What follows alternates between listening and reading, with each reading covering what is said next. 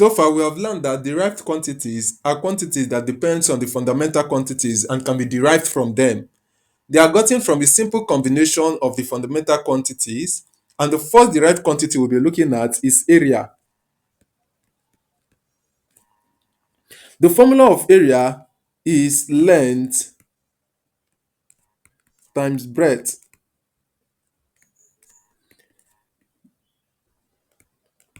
Breadth can be expressed in terms of length. So we have length times length, and the unit of length is meters. So we have meters times meters here, and this will give you meters square.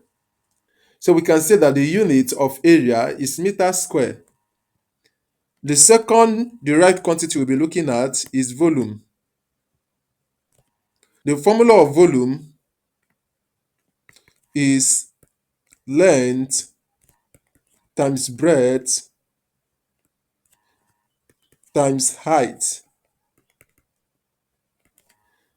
So this will give you length times breadth can be written in terms of length times height can also be written in terms of length.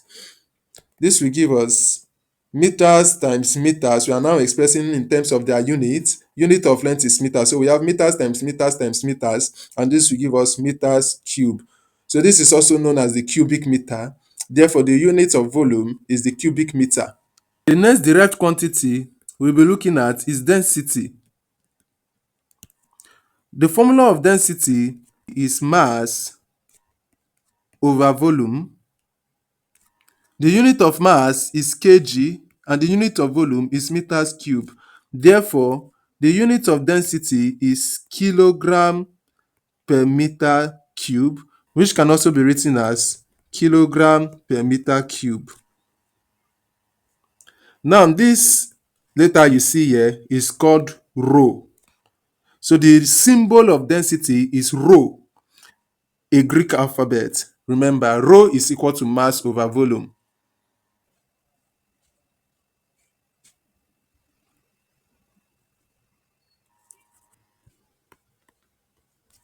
The fourth derived quantity we'll be looking at is speed or velocity. For now, we'll be using them interchangeably. Speed or velocity. Velocity is equal to distance over time. The unit of distance is meter and the unit of time is seconds. Therefore, the unit of velocity and speed is equal to meters per seconds, which can also be written as meters per seconds.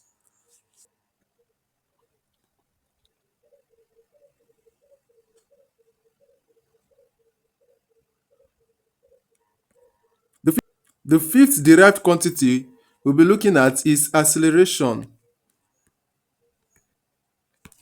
The formula of acceleration is velocity over time.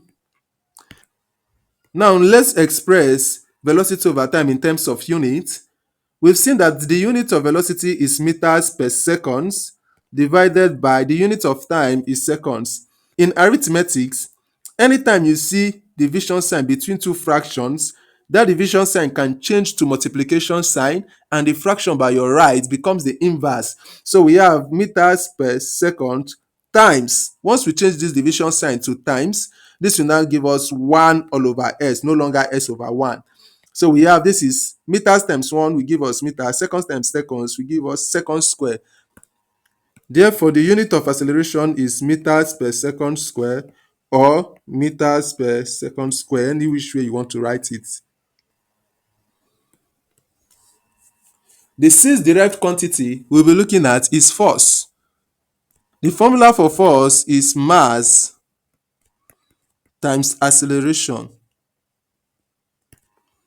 The unit of mass is kilogram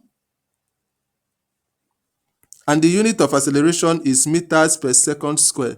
Therefore, force is equal to kilogram meters per second square. However, this is not the standard unit of force. The standard unit of force is Newton.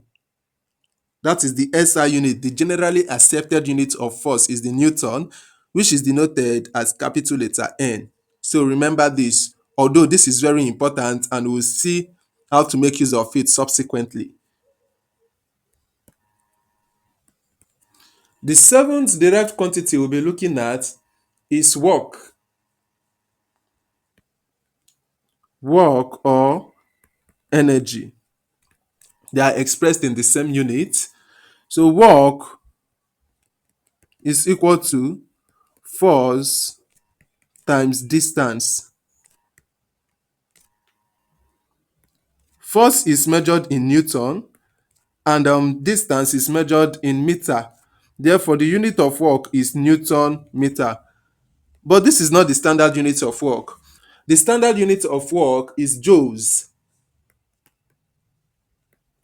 written in short as joules. Remember, work and energy has the same unit. This is very important and we will make use of it in our subsequent class. But note that the standard unit of work is joules. Eighth derived quantity we'll be looking at is power. And the formula of power is work over time. The standard unit of power is watts, capital letter W. This is the standard unit of power, that is the SI unit, the generally accepted unit of power. The ninth derived quantity we'll be looking at is pressure. Denoted as capital letter P, pressure has a formula of force over area. Force is measured in Newton and area is meter square. Therefore, the unit of pressure is Newton per meter square.